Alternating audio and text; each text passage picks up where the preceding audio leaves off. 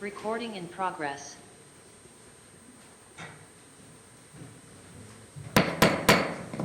Good evening. I'd like to welcome everybody to the Whitehall City Council meeting for January 4th, 2022.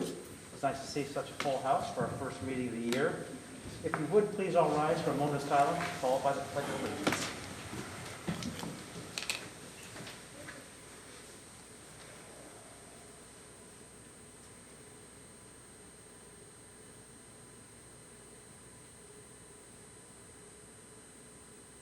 Thank you. I pledge allegiance to the flag of the United States of America and to the republic for which it stands, one nation under God, indivisible, with liberty and justice for all.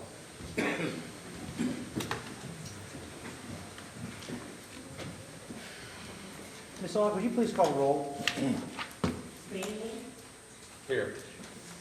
Dixon, Here. Elmore, Coniston, Present.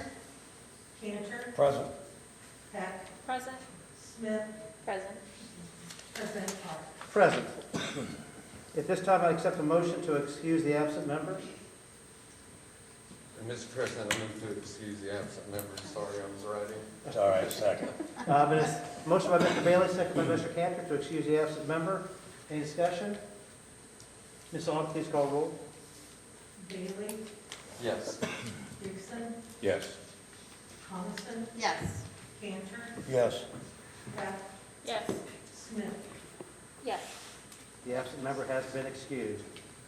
This time we have the approval of the minutes of our December 21st, 2021 agenda and regular meeting minutes. Mr. President, I'd like to make a motion to approve the December 21st minutes. Second? There's been a motion by Ms. Coniston, second by Mr. Cantor to approve the minutes of the December 21st, 2021 agenda and regular meeting minutes. Any discussion? Ms. Aug, please call roll.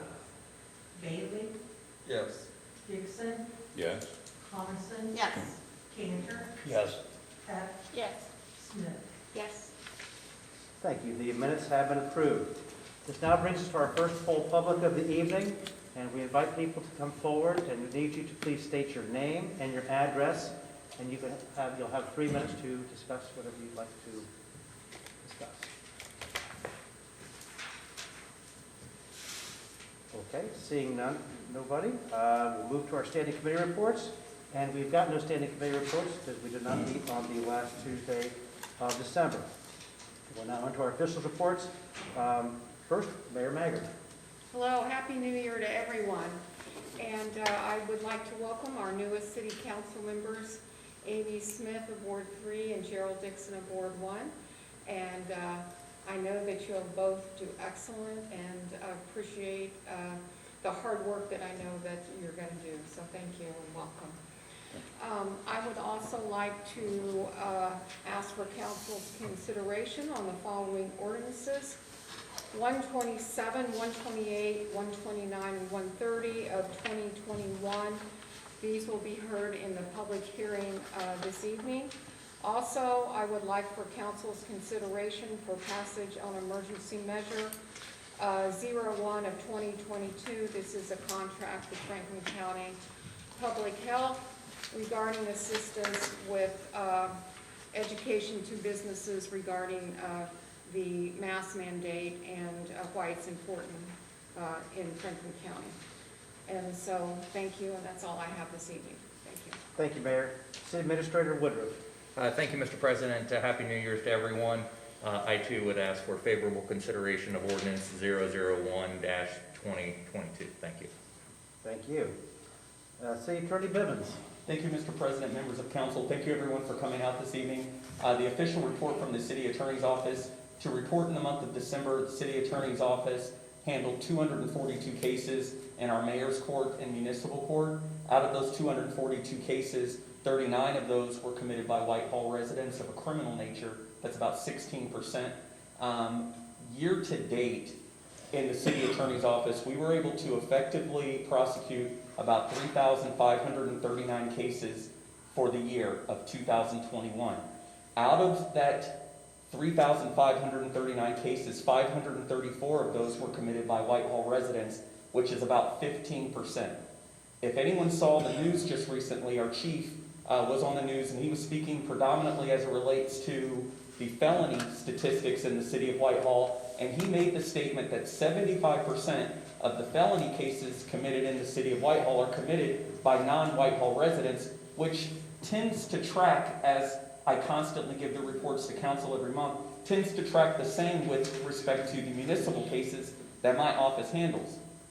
And so what I've done and what I've endeavored to do, at least at the beginning of the year, is I sent out an email to individuals that were identified as community leaders and public servants and social service agencies, and the email was just titled Simply Help. And what I'm asking is I'm asking for these individuals to come to the table to create a steering committee that we can envision and try to become solution-based oriented so that we can strategically identify what we can do to stop the 75 to 85% that is coming into the city of Whitehall. Is it a program?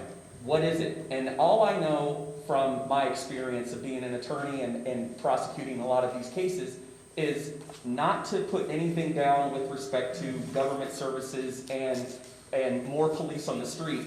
But if you put 100 police on the street, that's not going to stop a domestic violence case. Those things occur inside of the home. Those are matters of morality. Those are matters of righteousness. Those are matters of things that happen in the day-to-day lives of the people that live in the city. And so my thought is to bring together community partners like that, but I'm opening it up at this point, and this is why I'm making this statement tonight to you, citizens that are here and individuals that are watching. If you're interested about being solution-based and solution-oriented, contact my office. You can get my number off of the city website. It's 614-237-9802. And just say that I am interested about getting and envisioning solutions to these problems. I really do believe that my office is especially situated to deal with these issues because the police see one aspect, but my office sees them once they've been charged, once they've come into court, once they've been convicted. But what can we do from a wraparound perspective that can stop these individuals not only from doing anything else, but also the individuals in their homes? And can we be solution-oriented so that we can start closing the doors to these types of things with the hopeful effort of creating a blueprint or a model sometime in the midsummer or end of summer that we can be proud of and be something that we can put forward that the city of Whitehall is actually going to do something to stop these types of crimes from occurring in our city. That's the official report from the city attorney's office. Thank you very much. City Auditor Quinzel. Thank you, Mr. President. I have no official report tonight. This is the second day on the job, so I have access to the network and I know where the restrooms are. That sounds like a I smashing consider that a start. plus. Very good. Our Director of Public Service, Mr. Van Greg, is not with us this evening, and our treasurer position is vacant. There have been no official reports filed in the council office since our last meeting. And under communications, petitions, and claims, there have been no communications, petitions, and claims filed in the council office also since our last meeting. At this time, we have got 4 public hearings this evening.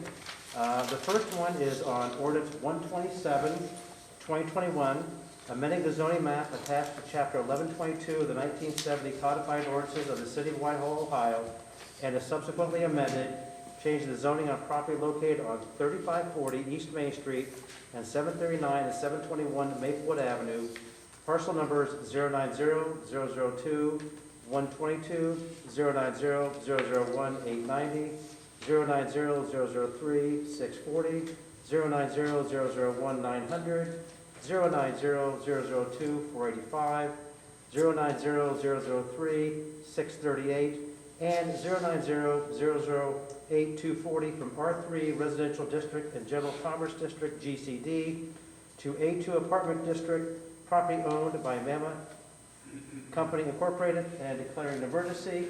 At this time, I please ask the applicants to come forward and please state your name and address for the record.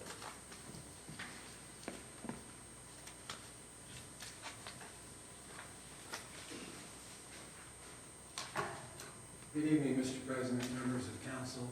I'm Jane Shannon's husband, Mike. attorney for the applicant, the Lloyd Company. Would you like me to do my presentation, Mr. President? I would. Thank you. Members of council, I'm here before you this evening on a matter that's been before you before. The primary purpose of tonight's meeting was to fulfill a commitment that was made some time ago to come back to this council and demonstrate that we're willing to work with our neighbors in the city to try to make improvements on what is proposed affordable housing project at Maplewood in Maine. As you're aware, this is a $25 million development that's proposed for the city. But since last you met, based on meetings with your constituents, a couple meetings that were conducted by my client with no attorneys present, which was probably a good move, and based on a lot of work on behalf of the administration with the adjoining neighbors, we made the following changes to the plan. I think primarily the most dramatic changes are on the northern portion of the site, i.e. the portion of the site that abuts the residential on Maplewood. I think most significantly, we reduced the height of the structure from 45 feet to 34 feet on the northernmost portion of our development. So again, that's a significant step down from the original building, and it's to mitigate the effect of the proposed development on the abutting residential. We've also greatly enhanced the landscape plan, and a particular note on the northern portion of the site.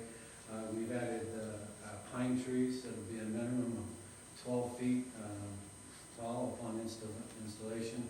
It's about 4-inch caliper, which is a very significant planning commitment.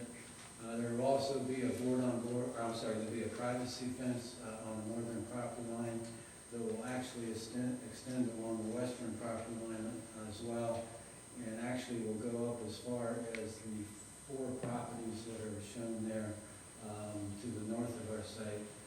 That privacy fence will be extended that far up.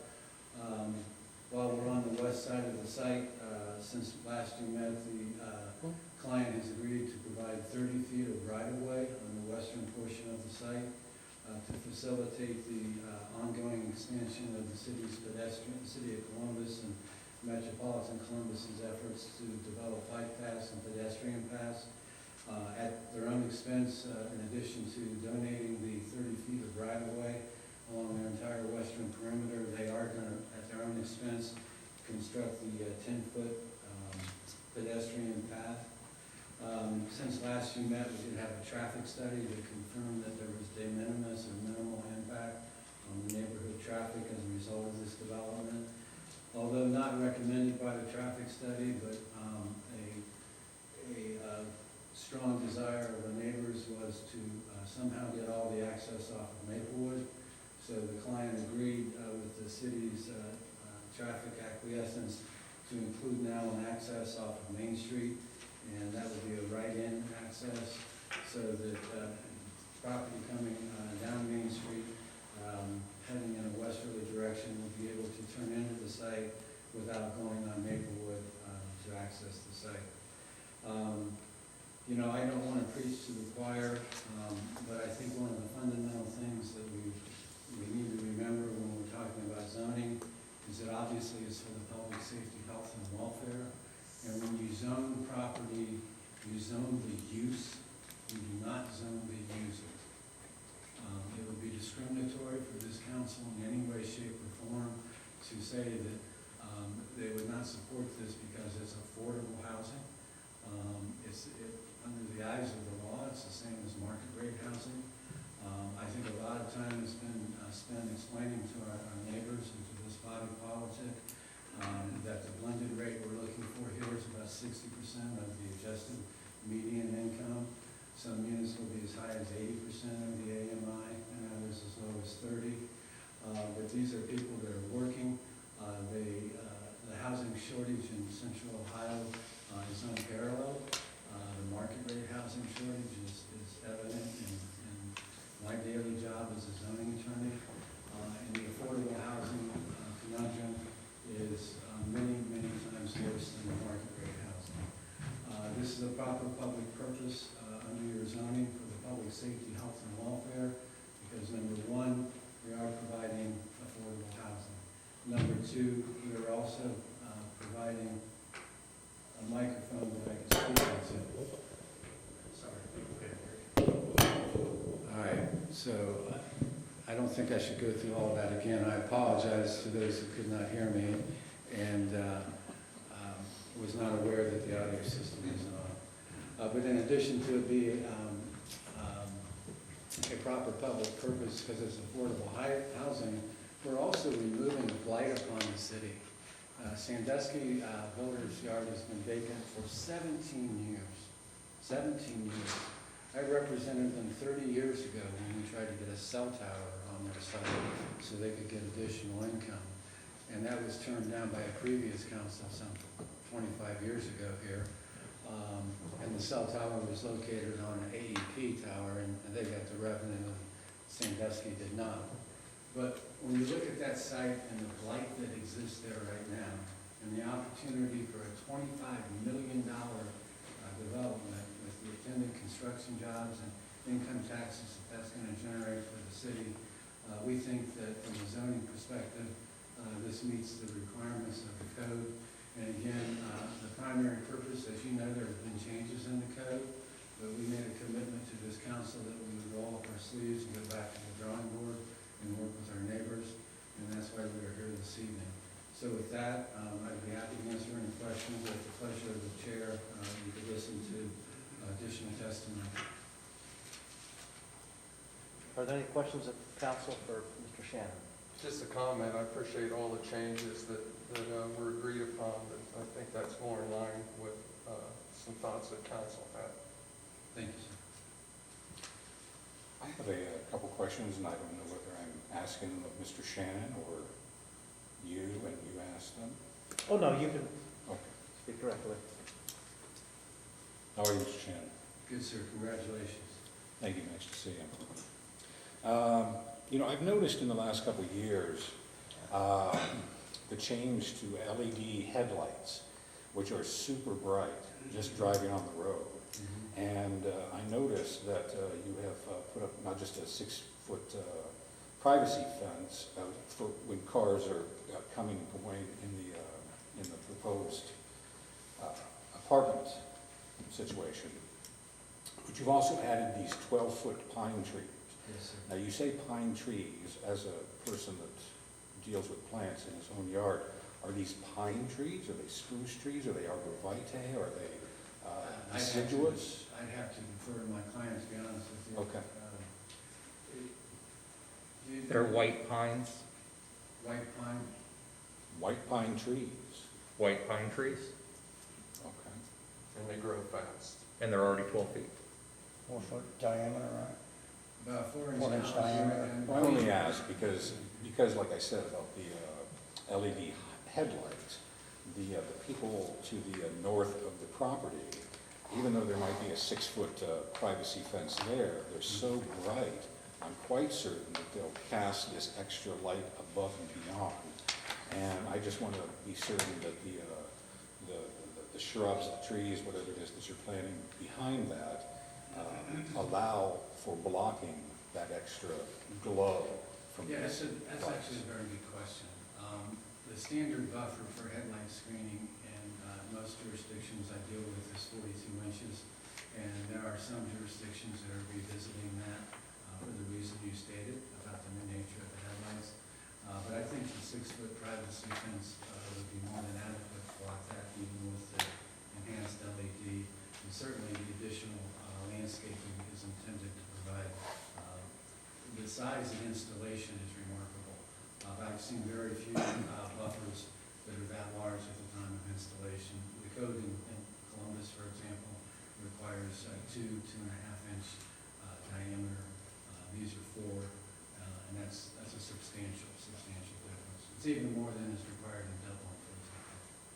Well, I appreciate the effort in putting the white pine trees behind it. They're not as dense as, say, an arborvitae or perhaps an evergreen bush.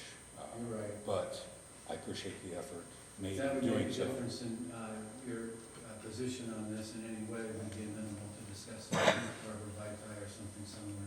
Okay. The other question is you talked about a right turn into the complex from Main Street, and I appreciate how that is taking away a load of traffic off of Maplewood. Is there any way to get a right turn out of the complex? That also would, lessen the impact on Maplewood. I would defer to the city on that, but it's been my experience that it's a limited access because it's US Route 40. Although the city has jurisdiction within its boundaries, they do have to take into consideration the other full access points on Main Street. So to the extent the traffic study didn't warrant that curb cut, and we did it at the behest of the neighbors, we had to get the city to acquiesce to that. So I don't know if the right in, right out is possible. That would be a traffic decision by the city. And I can speak to that if you'd like, Mr. Dixon. There is not adequate spacing on the site with where the building sits to be able to facilitate the right in, right out. Mr. Shannon is correct. There are other traffic issues on Main Street that, looking at it with our engineering firm, did not have the space. As you look at the site plan right now, there is not adequate room between the building and the 30-foot easement that the right-of-way that the city is getting to facilitate two-way traffic there. And again, as we understood the concerns of the neighborhood, it was more concerned with getting in the site than coming off the site. And when we coupled that with the traffic study that was done for this project, and that resulted in no call for any additional mitigation, we felt that this was adequate accommodation for the project. And so what you're saying is it's only wide enough for one lane? That is correct. Yeah, it's 16 feet now, is what they show it as. Typically, for a 2-lane private drive, you're 22, 24 feet plus, and there's just not the space to be able to accommodate that. One of the reasons is the building really can't be shifted. In this area right here, there is a City of Columbus storm sewer pipe. That's fine, I understand, I don't want you to shift buildings or anything. My only point was, thinking as we looked at, that's as we looked at putting in a right in, right out with enough room for two-way traffic, we looked and talked to WODA about shifting the building, and because of that underground pipe that was installed in 1937, there's no way to maneuver the building to allow for more room. That's why it only could accommodate one-way traffic. And again, talking to neighbors, again, the concern was mostly in instead of out. I appreciate that. Apropos of nothing, I'm quite certain people going eastbound on Main Street will try to turn left into that. You mean going eastbound on Main? Eastbound, I'm sure they will. Well, so I will tell you that we've talked to WODA's engineers about designing the tail of that. Not that they won't try, but the idea is that it'll be much more pronounced than, say, the one you see across the street at Walmart, where those pork chops, so to speak, are kind of easy to get out and get around. The intent is that this will be designed. It's pretty tenderized too. They'll just hop over it. Yep, they do. Thank you, that was it. Okay, thank you. That'd be kind of like Turkey Hill, how it's very hard to turn in there if you're northbound coming in and trying to turn in. That sounds correct. Okay. And again, there's also a number of utilities currently existing there on Main Street, overhead poles specifically, that make it difficult to get any more access there on Main Street. So to your point, it's much harder to turn left into that if there's a traffic pole impeding. It's much harder to go over it. Thank you. Is there any other comments from council? How many units is it? 101? 102, I apologize. And what's the breakdown of the units? Like one I'm bedroom, two gonna have to bedroom? take- Sorry. I apologize. No, it's fine. You can rattle that off in the breakdown. Yeah, Clay Cooper with Wood Cooper Companies. We have 16 one-bedrooms, 63 two-bedrooms, and 23 three-bedrooms.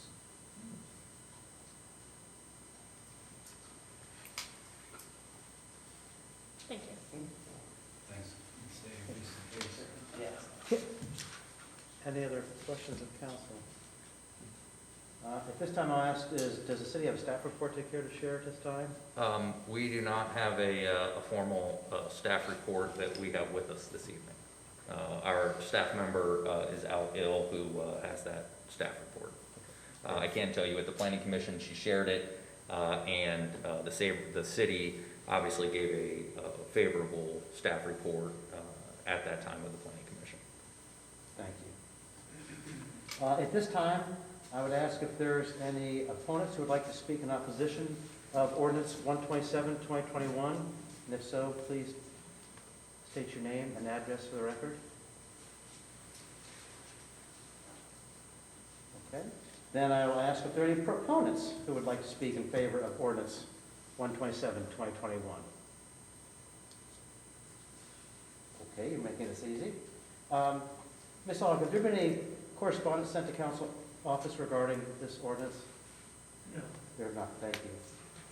If there are no further comments, I will now close the public hearing on ordinance 127, 2021 at 7:26.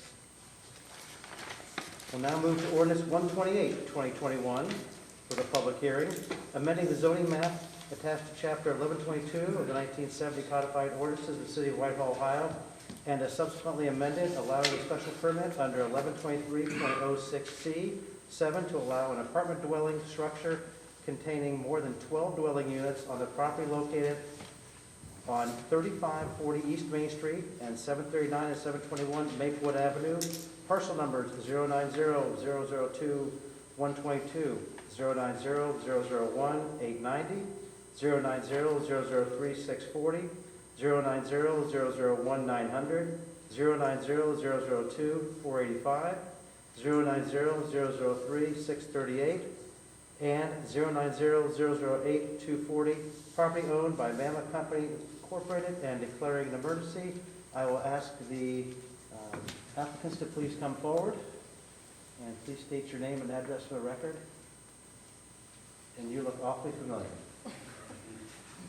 Mike Shannon, attorney for the applicant, 8,000 Walton Parkway, New Albany.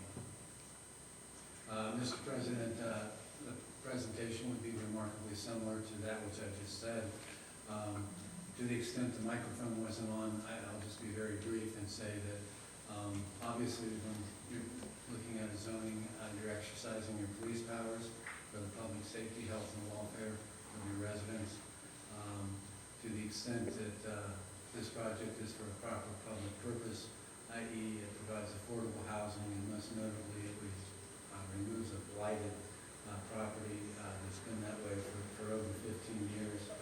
All the other accoutrements that they're providing, including the public amenity of the pedestrian space and additional 30 feet of right-of-way, all the commitments that we've made since last this council considered this application merits your favorable support. And finally, again, not to preach to the choir, but in zoning you regulate the use and not the user. And with that, I'd be happy to answer any questions. Are there any questions of council?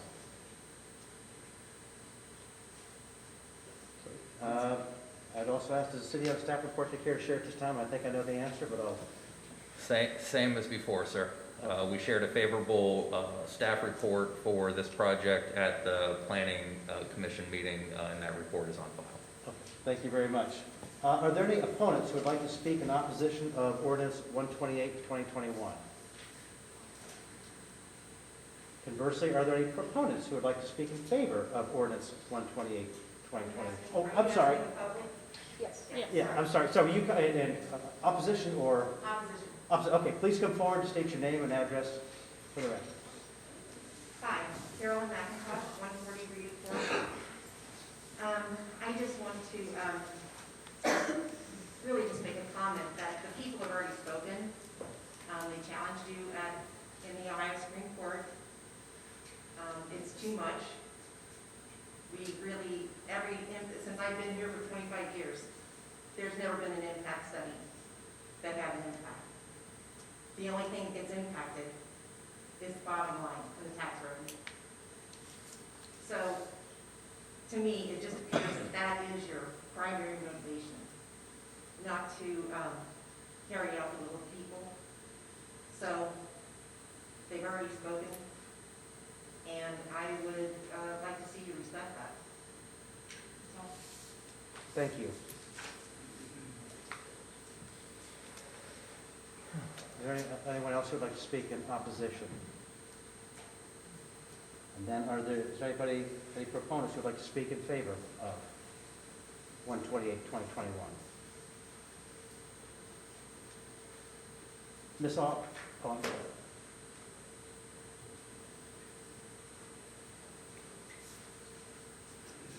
Brian Savage, Savage Real Estate. I represent the property owner. Yes, sir. Mr. President, Council. So I have had the listing on this property for over 12 years. We've worked multiple times with the city to try and find a qualified, usable tenant or owner to take over the property.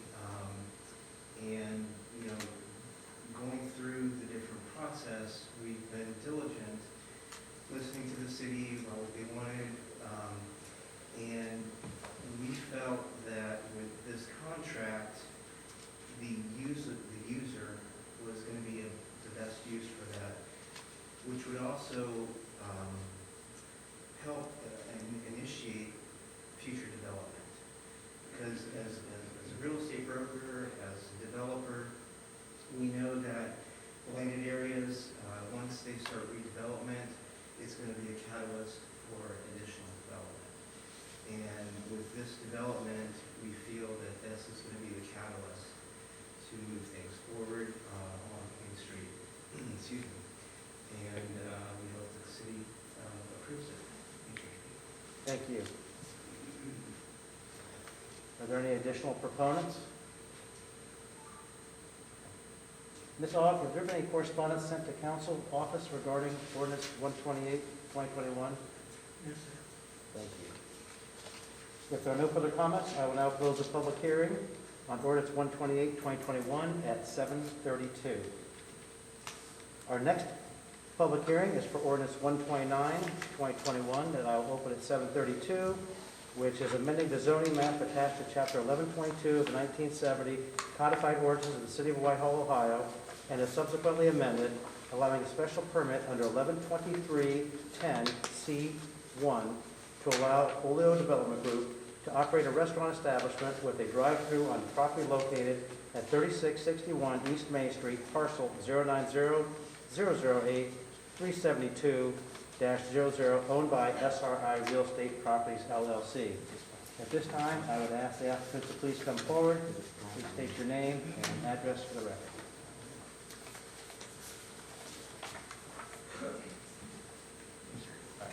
My name is Dar Barreto, 162 Ridge Street, Columbus, Ohio, 43215. I am the design and development manager for Oleo Development Group, and I'm here to speak on behalf of Blazing Kings. Terrific.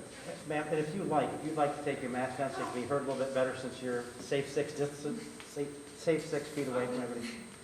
Just making sure. Okay, so we are requesting a special use permit so that we can have the drive-through on the east side of our building. We have canopies that are going to be above this particular drive-through. It has heaters, it has lights, but it's also that we can protect our employees as well as the customers from all the weather. And we don't have anything around our entire parcel that has any type of residential use. We're also keeping our hours consistent with the use that is around us so that we don't have influence to any type of the actual people that live in the city. And we think that the patio that we are also adding is a very nice way that we can go against the issue that we have in an actual drive-through. And it's going to be great for the pedestrians as well, as this is actually on the main road. That's all I have. Thank you very much. Are there any questions of council? Your hours of operation? The hours of operation are 9 AM to 9 PM. It usually changes a little bit per location, but right now that's what we're proposing for this one. And how many employees do you know that will be I have about 16 at peak hours. 16? Yes. We've all seen the Racing Cane's tractors. We need 16. You do, absolutely. Okay. Yeah, and one of the proposed, like, the way that the prototypes are changing is so that those canopies that we have in the drive-thru allow the employees to be outside as well, so that we can have quicker turnarounds, so that there's not a long line. So that's why peak hours, 60 people. I have some things. First of all, I would like to say that your reputation precedes you. People I think are excited about having a Raising Cane's nearby and not in Reynoldsburg. I'm excited. So that's a great thing. I have something for council here.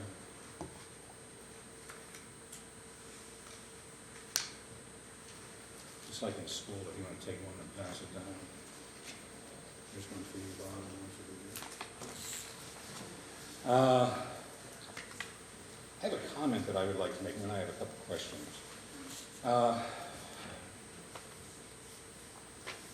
I've noticed that as business comes into Whitehall, which I'm all for, there tends to be an increase in litter, certainly. Before Burger King was there, I never had Burger King trash in my yard, but now I do. And same thing with Target bags, et cetera, et cetera. So, and I know that a great many of the citizens speak out about this, they have concerns about it, et cetera. And so I wanted to say a couple things on that, like I said, and ask a couple questions. It's been shown that nearly 50% of the litter that exists out there is fast food litter. And so given that, it concerns me, and also with the drive-through. And so, and forgive me if I stumble or whatever, this is my first meeting, so my apologies. There is one overarching thing which concerns me with this, and that is the environment. The what, I'm sorry? The environment. Okay. One prong, there are two prongs to that. One is litter, and one is air quality. When cars sit in long lines, and I see them at McDonald's down here on Broad Street, very long lines of cars just with their exhaust filling up the air. There's a lot of things to concern oneself with Whitehall and its successes. One of them is the quality of life, the air quality, et cetera. And so there's that. And then, as I said before, my concern about the litter. So I have a couple questions. What proactive measures are in place that Cane's has for biodegradable takeout wares, bags, cups, utensils, etc.? Right now, I have not been in any part of conversations regarding the actual, that would be more of not production, but their actual team members on how they handle their own food inside the restaurant, and like a napkin. I don't get involved in the actual development of what that napkin is. My involvement with Raising Cane's is more in the architectural portion of it, and how it will sit within the actual community. Now, one thing I can tell you about the littering is that the actual restaurant will have areas inside and outside for trash. So besides telling people there's a trash can and don't litter, there's really not much more than I can provide as the architectural portion of the building.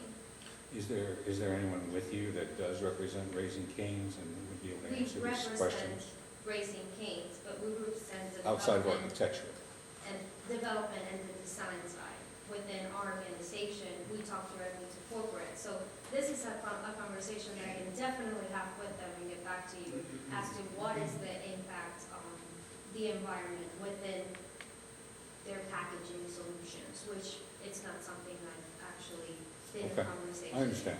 Yeah. I mean, it is a multinational corporation, and certainly I would hope that they would have a responsibility and be proactive about the And communities it they could be settle that in. they have it at the moment, and I'm just not Okay. part of the conversation, so I stick to the exterior of the building, not how they actually. Okay, so you yourself personally are not sure? No. Okay, all right.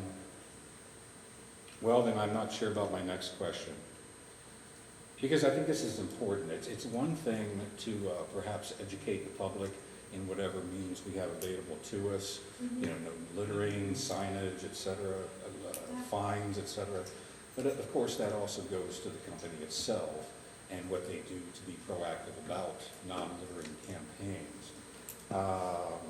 So I'll ask the question, whether or not you can answer it, we'll see. But I'll try. what anti-littering signage or verbiage on bags and cups do you currently have or intend to have as you make a home in Whiteville?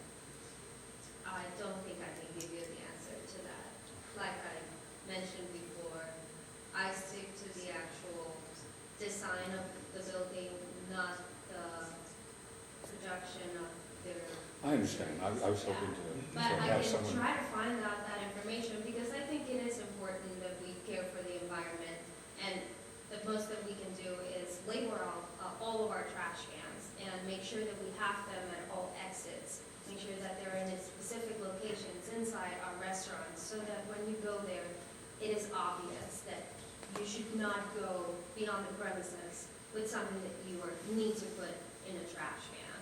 So that's how design-wise I can help this. Okay, I appreciate that. And I was just simply asking because of all the points at which litter occurs or litter can be dealt with properly, whether it's through the government or schools or just personal relationships or businesses. You have the ability to do what you may and can in order to mitigate all of that. And I'll tell you, the trash problem here is really intense. I did a little research, and in Bexley, there are 4 that I was able to ascertain drive-throughs. And yet, in Whitehall, notwithstanding Canes or anyone else that's coming in, we have 24. That's a big, large difference, and I think that it certainly does its share of adding to that mound, which we all hate.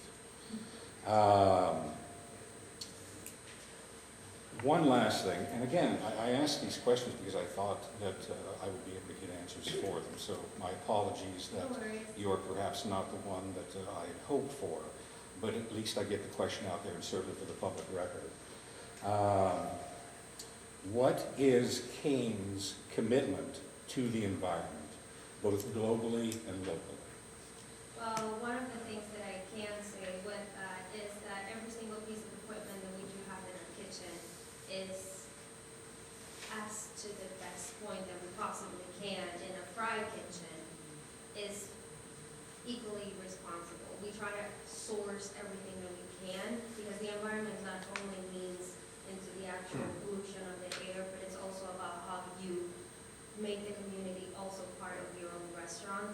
And I think that's where I can mostly speak of. I know that all of our equipment and the units that we use are RGUs, are like energy saving, and they try to use the less polluter, like no pollution in the water. We have a dark roast system that cleans out the oil so that we are not having dirty oil in our restaurants. So those are the things that I can speak of in terms of the actual equipment, but also Raising Cane's is also a community, and they want to bring in the community as much as they can. There's also an entire wall that is granted for the community, and that creates a better environment for just a simple restaurant to come into Whitehall. So we are trying to bring in people, and we get with the local schools, and we try to find out who is the MVP of X year, just so that whenever you walk in, you feel that it is part of your environment. So hopefully that kind of answers your question. Well, I appreciate your answering them at all, and given the fact that you weren't necessarily the person to go to for the questions that I asked. But I appreciate your answers and your time, and that's all from me. Thank you, Thank Mr. you, President. Dixon. Any other questions of council? This time I'd ask, are there any opponents who would like to speak in opposition of ordinance 129, 2021? Seeing none, I'll then ask, are there any proponents who would like to speak in favor of the ordinance 129, 2021? Okay, seeing none, I'll then ask the clerk, have any been correspondence been sent to the council office regarding ordinance 129, 2021? No, sir. There have not, okay. Well, if there are no further comments, I will close the public hearing on ordinance 129, 2021 at 7:45. Our last public hearing this evening, which I will open at 7:46, is ordinance 130, 2021, amending the zoning map attached to chapter 1122 of the 1970 codified ordinances of the city of Whitehall, Ohio, and is subsequently amended, allowing a special permit under 1123.10C1 to allow MS Consultants Incorporated to operate a restaurant establishment with a drive-through on the property located at 3646 East Broad Street, parcel 090-000-193-00, owned by Gilligan Company, LLC. At this time, I would ask the applicants to please come forward and state your name and address for the record.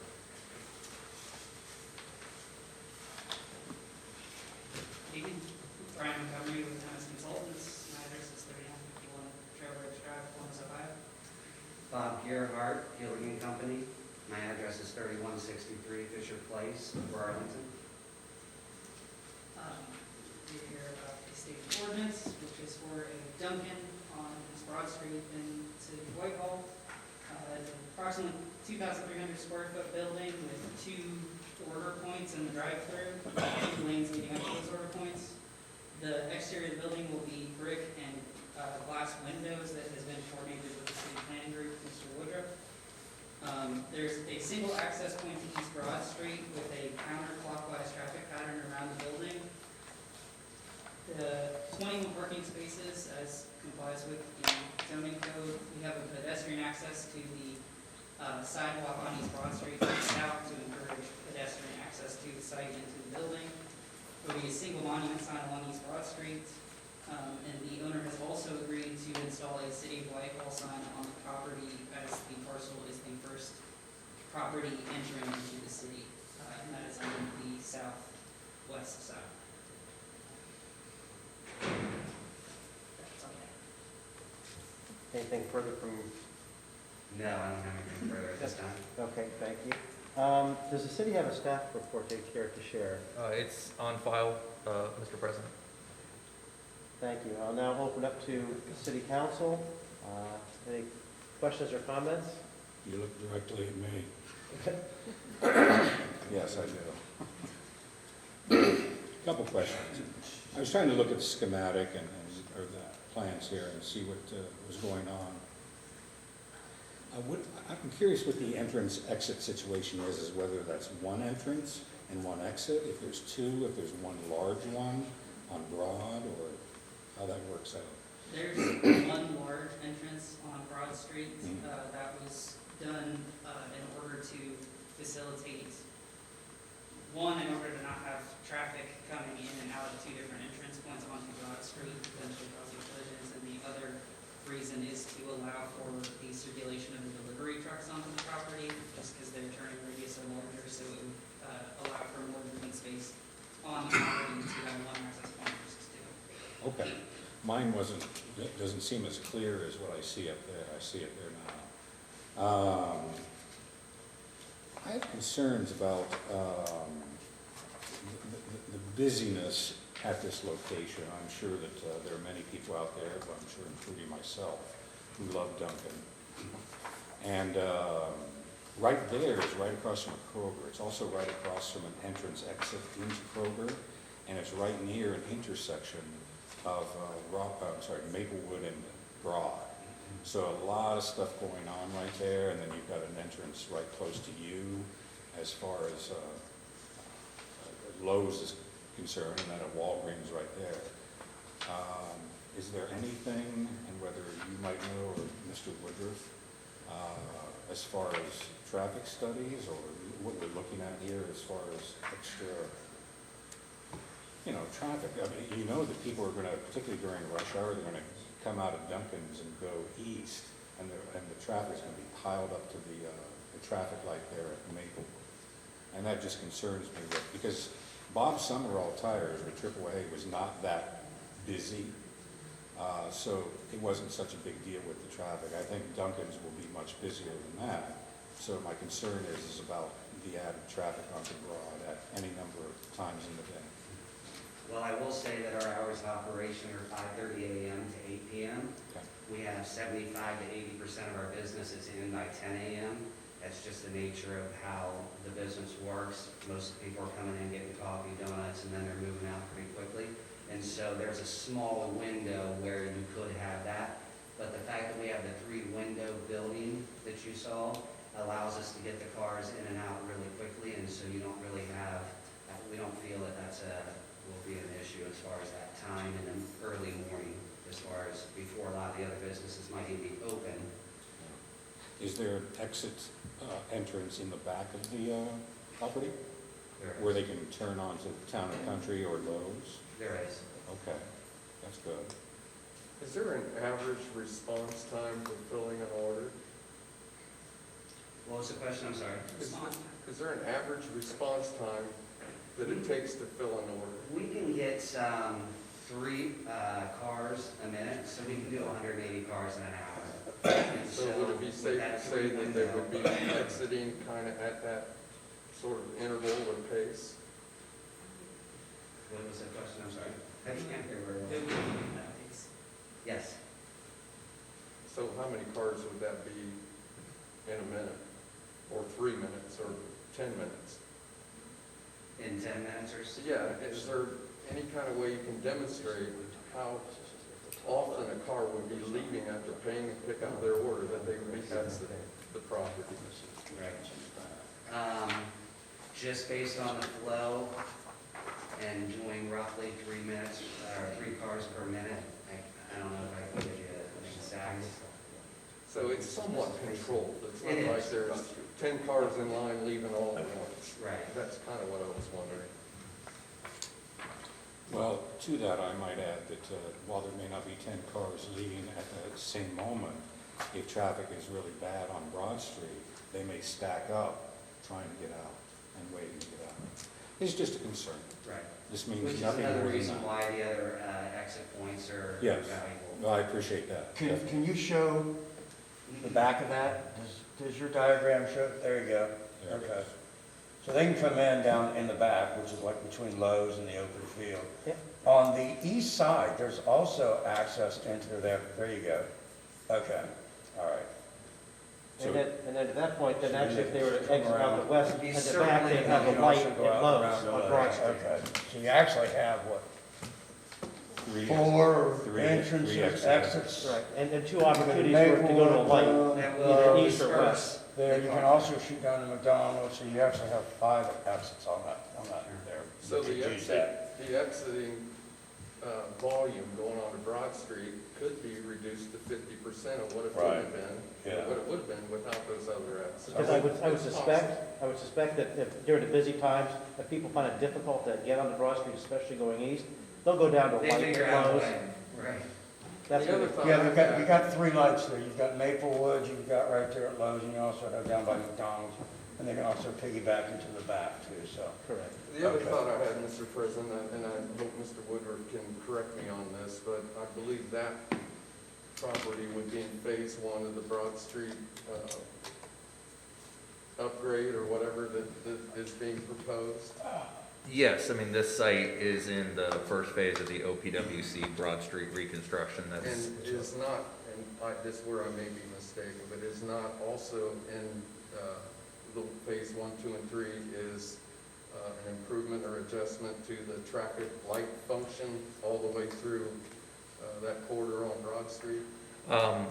Well, it's not necessarily part of the OPWC. What I will tell you is that we are finalizing the fiber installation project and traffic signalization project that will coordinate the lights all along Broad Street, with the ultimate goal that there would be signalization and coordination from downtown all the way to 270.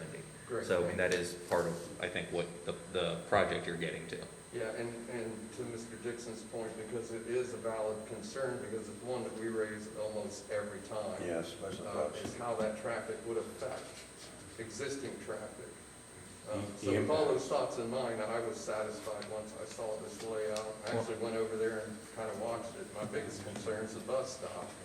Well, and if I could, Mr. President, just to piggyback on that, that's part of the reason we worked with the applicant to ensure that there were additional access, ingress and egress points off of the site that could get to a traffic signal. One of the larger issues we have on all of our commercial corridors, and this was part of the conversation we had with our commercial corridor rezoning, is just the sheer number of curb cuts that exist in Whitehall. Currently, mistake me if I'm wrong, I'm having trouble visualizing it in my head, but the entire front of Bob Sumerall Tire is curb cut. Yes. Right, so, I mean, it is taking the entire, almost the entirety of the width of the current property and reducing the amount of curb cut. So, you know, if you look at other jurisdictions that were built up later than when Whitehall's Broad, Hamilton, and Maine were developed, what you'll see in those jurisdictions are access roads behind the property that ultimately come out to a traffic signal so that they can control access onto the major road. Unfortunately, we don't have that the way the properties were developed in Whitehall.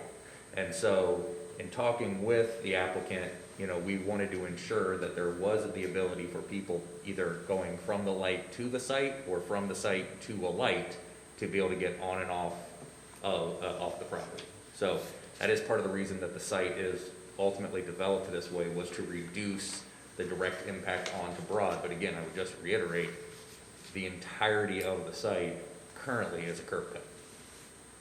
What about left turns coming out of there, which you'd be going over 5 lanes, which you'd also have in conflict with the people coming out of Kroger's, not the light at Maplewood, but that little curb cut they have out, they come out there and they go left. And if you've got somebody coming out of Dunkin' going left, which would be going east, and you've got somebody coming out of Kroger's going west, that's a problem there.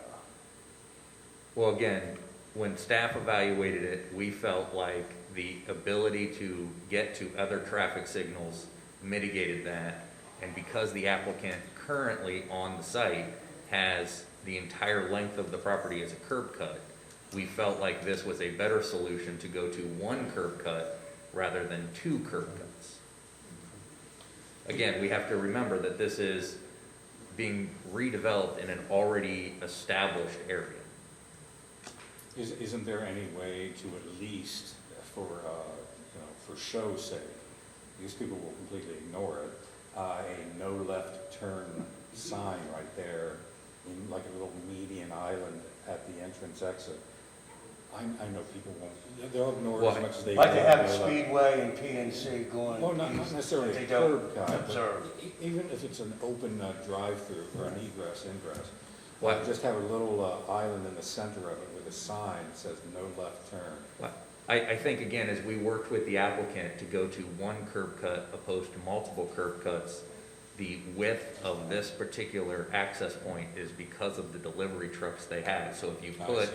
like they're called pork chops, if you put the little pork chop in the middle to reduce the amount of people turning left, then their delivery trucks would have a hard time getting on and off the site. Gotcha. And with the eastern exit, you could conceivably go up that exit and go down to the next line across that property. Collingwood's correct. Well, and the other thing I would say is having grown up friends with someone who used to own a donut shop down on Robinwood, the majority of the traffic, the reason, if I was going to guess, that this applicant selected the north side of the road is that they wanted the morning towards downtown traffic, which is going to inevitably be right in, right out. And Right.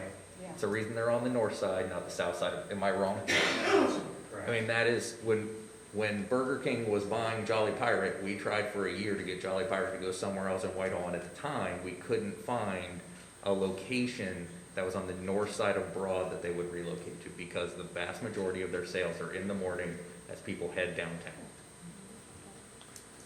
So it ends up being right in, right out, in practical nature anyway. I have a question about, behind the business, the current business that exists, there is certainly it's a tangle of trees, but it's a grouping of trees nevertheless.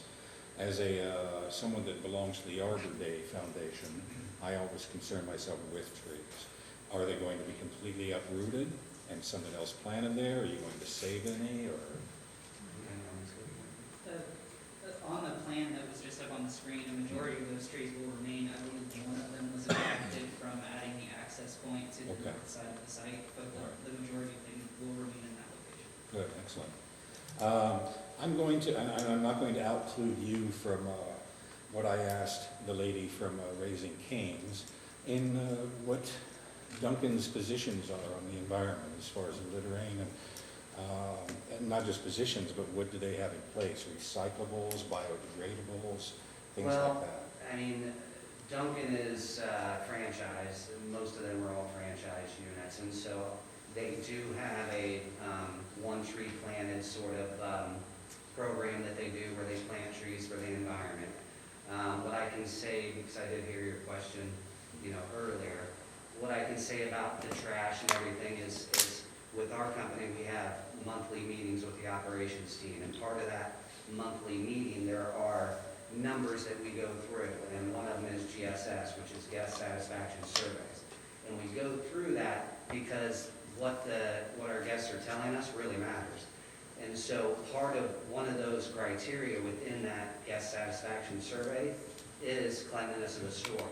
And so I can't speak globally for Duncan, but I can tell you that we take a lot of pride in training our employees to do the best they can to pick up and make sure, because I mean, we're buying this for a reason, and we want to make sure our guests aren't coming into our buildings with trash on the ground. And so we do a lot of training with that.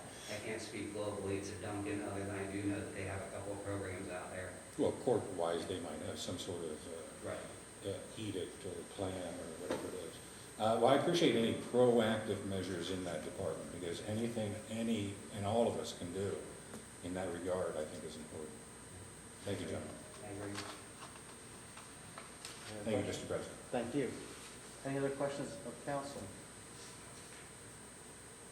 At this time, I'd ask if there are any opponents who would like to speak in opposition of ordinance 130, 2021. I'd like to just ask a question. I'm Lisa Carmen, I live at 600 Maple Avenue. Oh, I'm sorry, did you say your name and you can step up the microphone? And did you say your name and address? I couldn't hear you. Lisa Carmen on 653 Maplewood Avenue. Thank you. And I work in Lewis Center. I go to the Smoothie King, which is right next door to a Dunkin' Donuts on 23. Every day. I see the traffic that backs up at Dunkin' Donuts, waiting in line, and I can't even get through the traffic to get around to the back to where I order my smoothie. I'm concerned that this is not big enough for the amount of parked traffic that, waiting in a line in a queue. And I kind of want somebody to show me how you're going to get out to go to a light, either through Lowe's or through Town and Country, because I don't see it. If you go to, can you move us? Thank you. Ms. Cotterman, Yes. my mouse will cooperate. If you look at this, no, it's not going to. Oh, there it is. I don't know, I must be too far away. It's not really doing Do you it. want me to point? Yes, please. So that exit there would get you to the drive that is currently behind the old Bob Sumerall Tire. But The other side. Where is the ordering window? That's where those cars are. Right there. Town, Okay, no. so I'm at the inside of the ordering window, and then where am I picking up my coffee? On the west side. Right there. Yes. Yep. Then how do I get out of the back? Just loop back around. Up and right. So then I'm just going around in a circle? No, there's a exit also right there at the top right. Yeah, you can come through here, and there's a path. So then is that in the line of traffic of the people that are coming in and exiting as well? Yes. As I'm swerving around the front to go back to the back? Well, hopefully it won't be going very fast. Yes, that is correct. All the traffic is one way. That, And you don't see a problem with the thing that's going like this and I'm trying to go around it? No. Because you're going with the flow of the traffic, it's just one way, so you're just getting, when you go circle around the building, you're just going the way that. Yeah, but see, I'm on that, I'm where the arrow is, right? So I'm gonna go around. Correct. And I see the cars parked there, and they're gonna go straight onto Broad. Those would be separate lanes. Those are separate. There's 3 lanes there. Right, but I'm on the outside, and they're on the inside, and they're Right, gonna go you're not straight. gonna and I'm cross gonna them go because you're on the outside. It's kind of like a roundabout. Yeah. Hey, kids, it's big time. It's a big roundabout. Think of it that way. With people, okay, I'm here, and they're going here, I don't get it. Like, I'm coming around, and they're coming out. You might have to stop to let them pass. Just like you would on a roundabout, you have to yield. I'm just bringing up what I see as a problem, what I know from Dunkin' Donuts and the lines that I witness every day in Lewiston. Now, in all fairness, we don't know what the layout of the Dunkin' Donuts you're referring to on 23 is, if they've got any back access out of that property. It sits on the corner, and the traffic, like the parking cars, go through the parking lot all the way to High Street, which is probably a good 50 feet. The smoothie place is on the other side of the building. So it's in a multi-tenant building? Yes. Yeah. So this is a little different, but I certainly can understand your concern.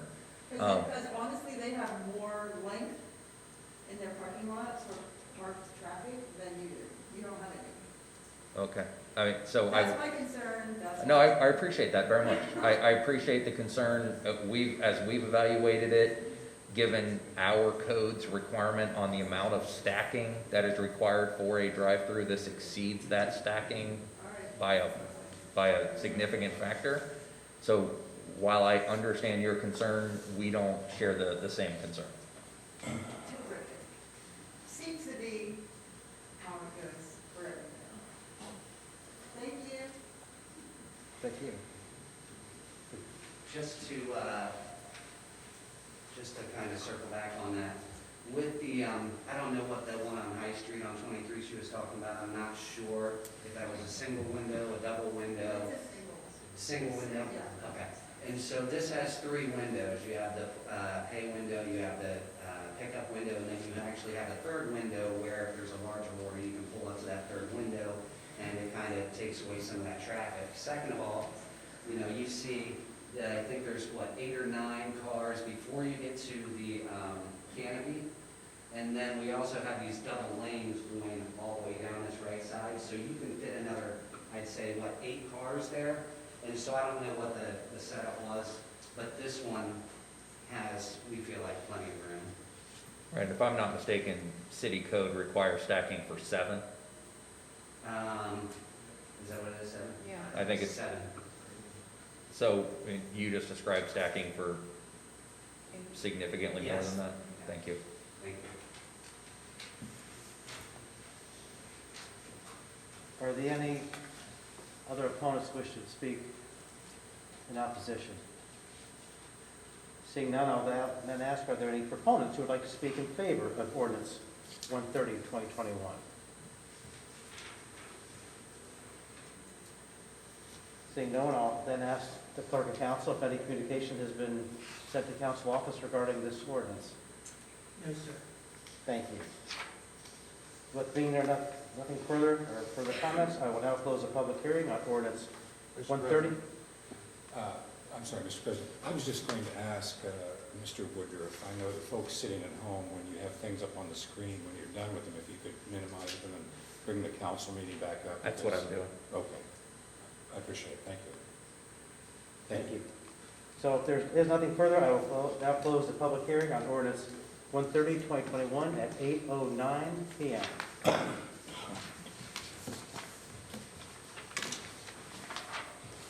This now brings us to our third reading. We have 4 pieces of legislation this evening. The first one is... Mr. President, clarification of copies. Oh, thank you.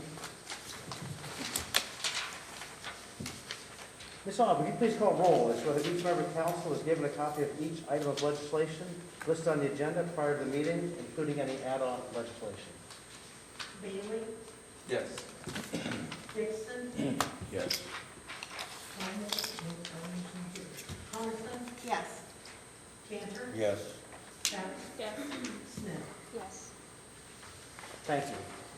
We now have third reading, ordinance 127, 2021, amending the zoning map attached to chapter 1122 of the 1970 codified ordinances of the city of Whitehall, Ohio, and is subsequently amended, changing the zoning on property located on 3540 East Main Street and 739 and 721 Maplewood Avenue, parcel numbers 090-002-122, 090-001-890, 090-003-640, 090-001-900, 090-002-485, and 090-003-638, and 090-008-240, R3 Residential District and General Commerce District GCD to A2 Apartment District property owned by Mammoth Company Incorporated and declaring an emergency.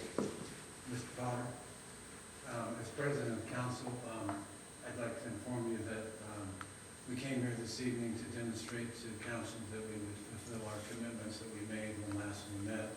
However, we are at a disadvantage this evening to the extent we requested emergency passage of the ordinance.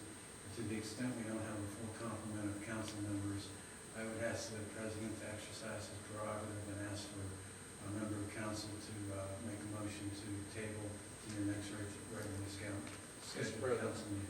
Yes, sir. In light of Mr. Shannon's concern, I would like to introduce ordinance 127, 2021 and move to table it till I think it's the 18th, our next meeting. And Jerry, do you want to second that? No. Second. Okay.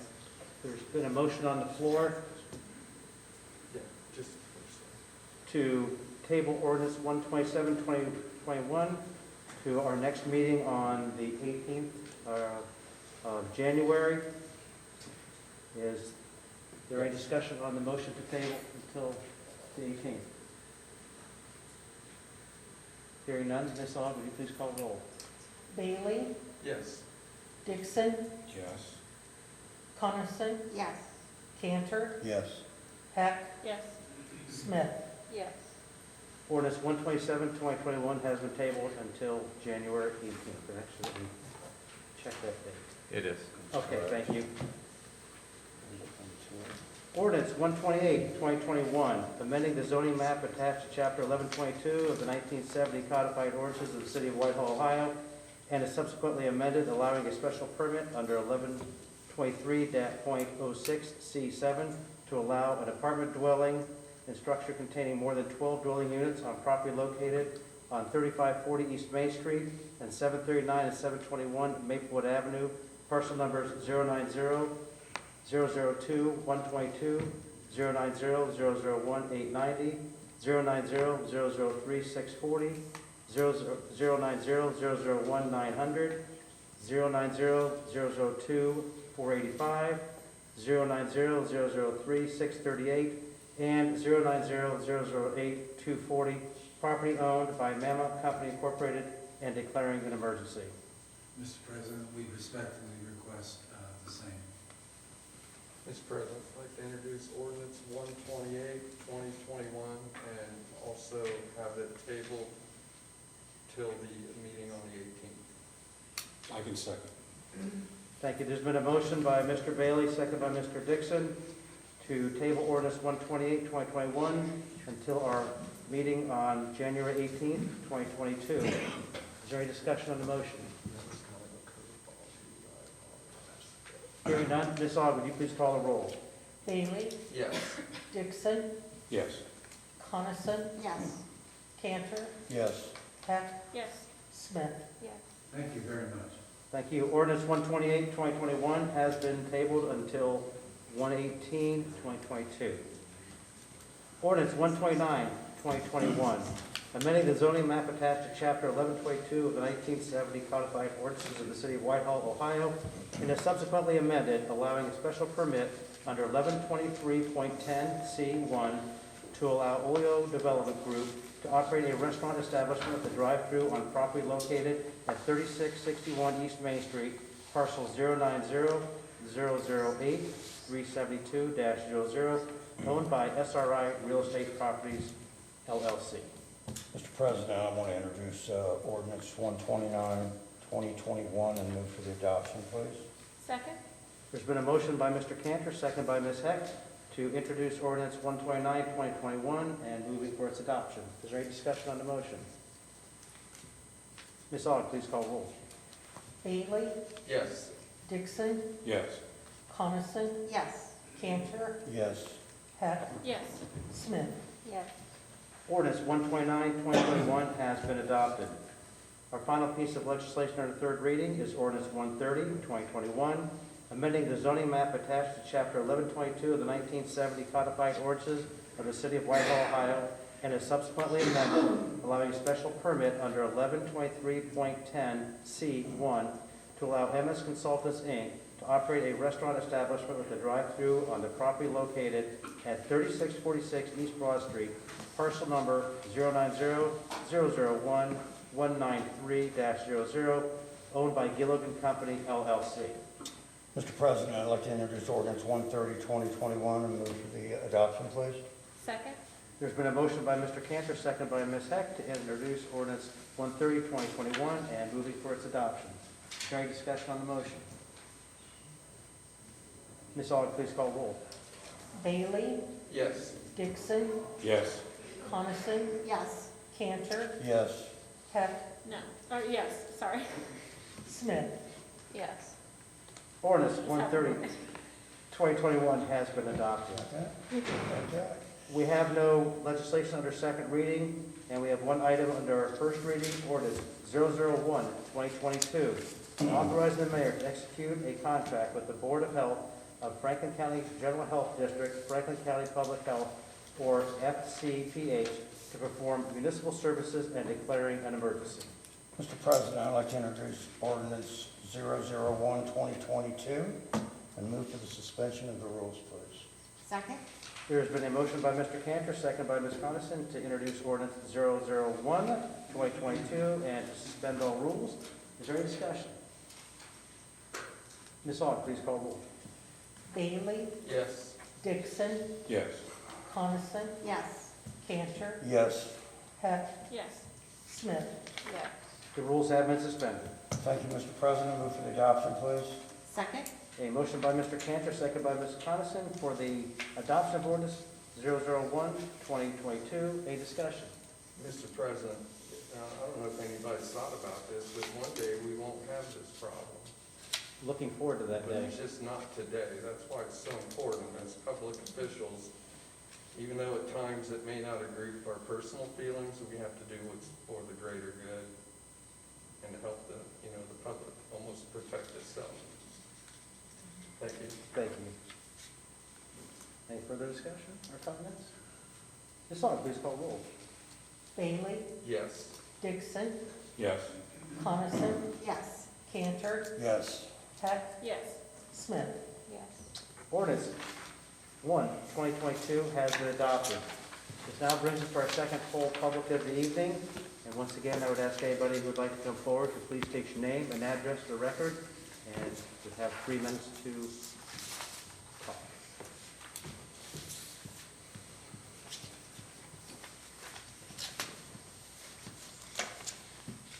I'm Michelle Willis, 612 Maplewood Avenue, and I'm a huge opponent of litter. And I'm just not really putting much faith in the trash cans that we put outside the fast food restaurants, and you probably know that. And I'd just like to say that I met with a nice group of people from Columbus about a month ago, and we, it was called Keep Columbus Clean. And for like 1 hour, we just spread out and took 20 bags of trash. And like, I pulled up in the TAT parking lot, a woman opened her trunk, there was all of her equipment. You didn't have to touch trash, they had the poles, the vests, gloves, bags.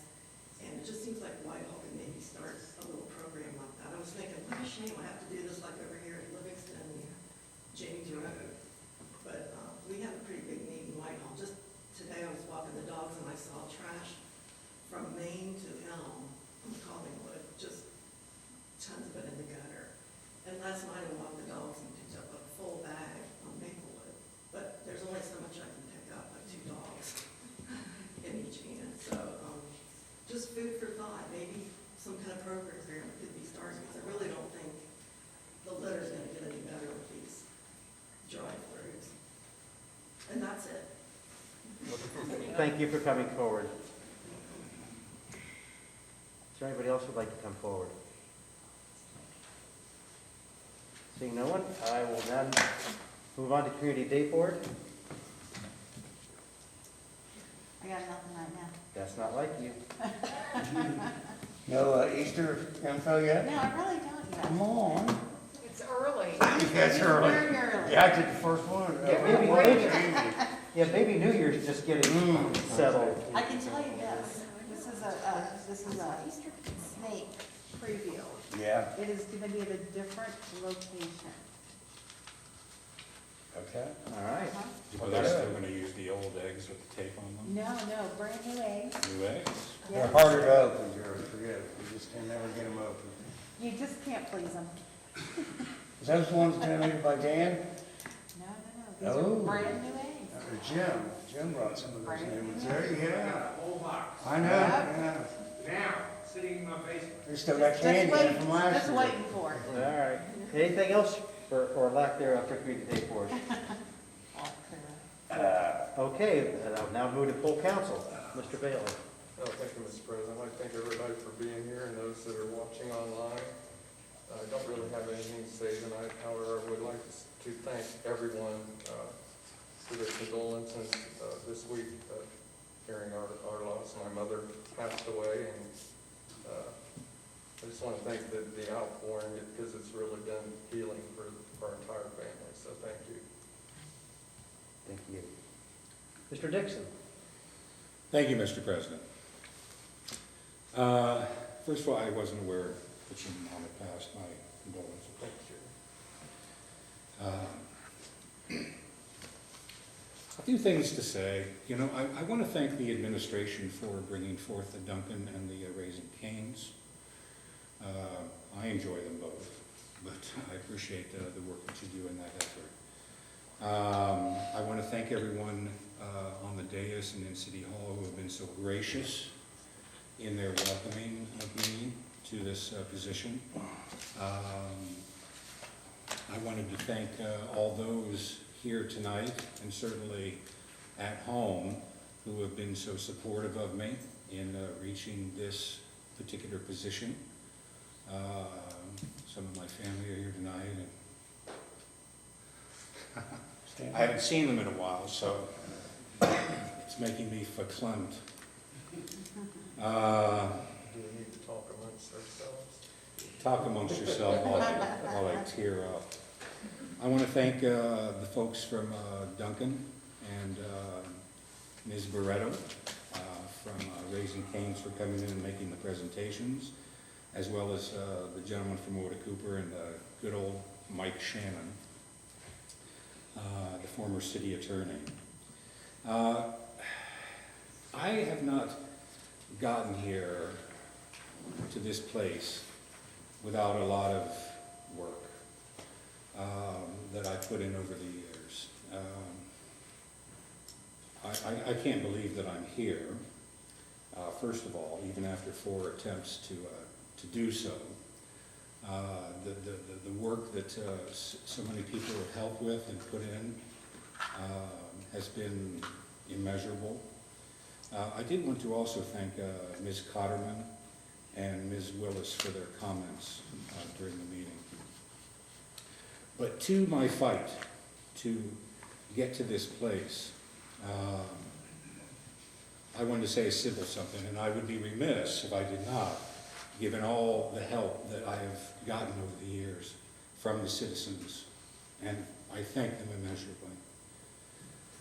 13 years ago, a series of events here in our government, and among those in charge of it, unwittingly unleashed upon themselves, not an ally of our town's governance, but an adversary. Those events that built upon each other brought out a level of fight born out of a demand for a more respectful, principled government, executed in the people's name. It was their underestimation of a citizen's fight then, coupled with an arrogance of power, which created a situation that came to be a collective migraine of their own making, the persistent, aggrieved citizen. That creation jolted to life by them then, which you see seated before you today as a duly elected representative of the people. It is on, pardon me. It is on the people's shoulders I sit then, and to them, and them alone, who I'm proudly indebted. Thank you. Thank you, Mr. President. Thank you, Mr. Dixon. Ms. Coniston.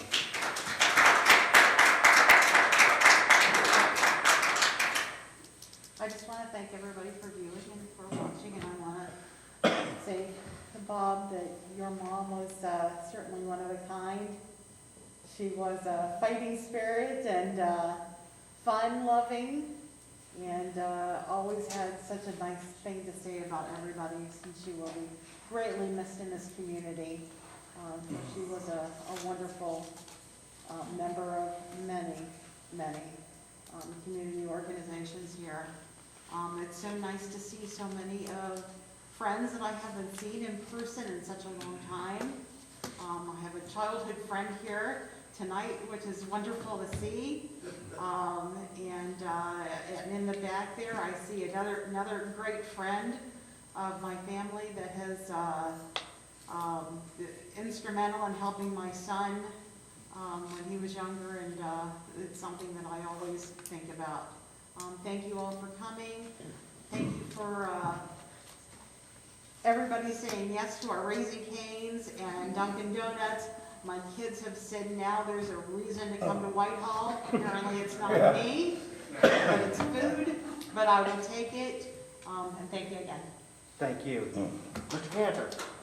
Thank you. Yeah, you can go ahead and clap for it. I did too on that. That's pretty good, you know? Because I was driving down the street on boat the other day, and I showed one of my kids, I said, Michael, Raising Cane's. He goes, you gotta be kidding me. And I swore I'd never say anything to anybody. And then we were coming back, and we pulled out of Lowe's, and I looked at April, and I said, Dunkin' Donuts right here. She goes, this building right here? I said, yeah. She goes, I can't believe it. So I want to thank you all for coming. It's nice to have a nice crowd out here. Jerry, thanks for coming. It's good seeing you. It's always a pleasure seeing you. I'd like to wish everybody a Happy New Year. I'd like to wish and thank and wish you good luck, the new members that are on council. I would feel, Mrs. Cotterman, thank you for your comment. Don't take this wrong, but I've known her a long time, so I'm going to say Shelley. I don't call you by your last name, but Shelley, thank you for your comments. That's a very, very good thing that you said. Keep Columbus clean.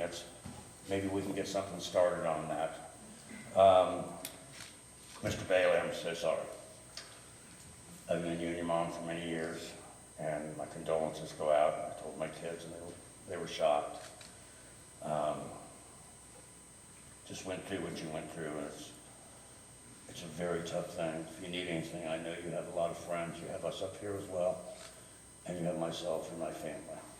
And I wish you the best, and you know that. So, welcome Raising Cane's, Dunkin' Donuts, and I think that's all I got to say, except for my girls watching. So, Daddy loves you. I'll see you in a few minutes. Thank you. Ms. Heck. Oh, Mr. George. I mean, I don't know how to go after that. Thank you, everybody that is watching from home. It is nice to see so many faces in here in person today. Thank you for everybody that got up and spoke. I know it is not easy to do so. And welcome to the new members. I hope everybody had a safe and nice holiday.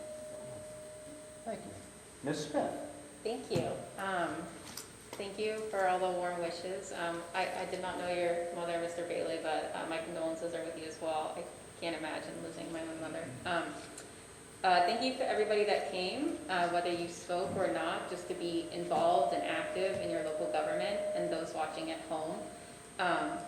I look forward to learning and absorbing and finding my place here on this council. I may be a little quiet as I learn the ropes, but I look forward to serving, and I offer my promise to do my best. Thank you. Thank you. And I too would like to welcome our two new council members as well as our new city auditor.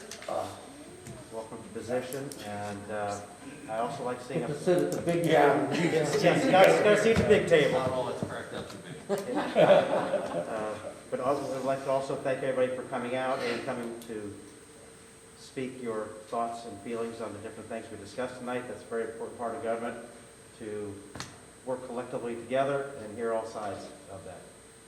I've got nothing further. Mr. President, we move to adjourn. Second. Motion to adjourn by Mr. Bailey, second by Mr. Cantor. Any discussion? And new members of council? There never is. Ms. Aug, please call roll. Bailey? Yes. Dixon? Yes. Coniston? Yes. Cantor? Yes. Heck? Yes. Smith? Yes. We are adjourned at 8:31.